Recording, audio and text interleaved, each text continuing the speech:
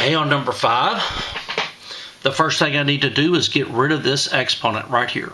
So I'm going to keep this parentheses, but I'm going to distribute this -1 to the 15, the 3, and the 4.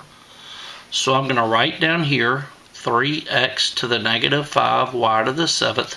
Nothing happens to this parentheses, but this parentheses gets a -1 distributed.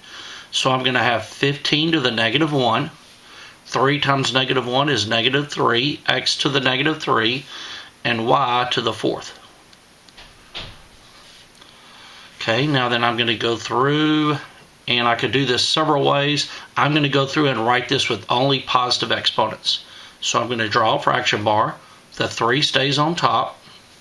The x to the -5 will go to the bottom. The y to the 7th stays on top. The 15 to the -1 will go to the bottom.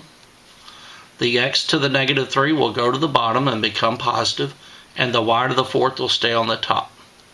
So I just took all of the negative exponents, the x, the 15, and the x, and put them on the bottom of the fraction and made the exponents positive. Now I could simplify this and get my answer. I'm going to draw a fraction bar. 3 divided by 15 is 1/5, so these could divide by 3. So I'm going to put 1/5. All of my x's are on the bottom. I'm going to put x. 5 plus 3 is 8. And then my y's are on the top. And then add up the exponents. 7 and 4 is 11. I really don't need this 1. So the answer is y to the 11th over 5x to the 8th. That's the answer. Okay, on number 6, I'm going to distribute my -5. So I'm going to get 2 to the -5. Write down your x. -4 times -5 is a positive 20. Write down your y. 2 times -5 is a -10.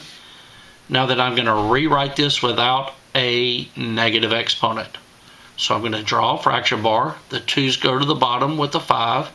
The x stays on the top to the 20. And the y goes to the bottom. All I need to do is simplify 2 to the 5th, which is 32. So the answer is x to the 20 over 32, y to the 10th.